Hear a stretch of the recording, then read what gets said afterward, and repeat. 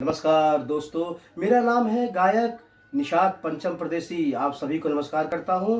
मैं मुंबई रहता हूं और मेरा एज है 43। तो दोस्तों, एक गीत है भोजपुरी में सुना रहा हूं। सब कहेला कि बहुत सुघर बाड़ तू, सब कहेला कि बहुत सुघर बाड़ तू,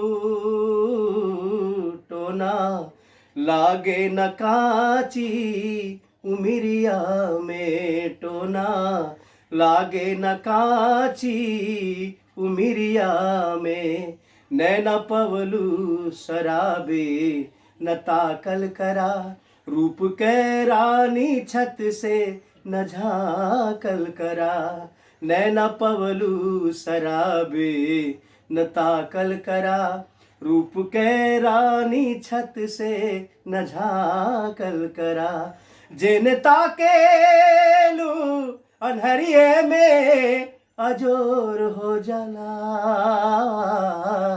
जेने ताकेलू अनहरिये में अजोर हो जाला, कोई जादू भरल बा नजरिया में, कहीं जादू भरल बा नजरिया में। नमस्कार।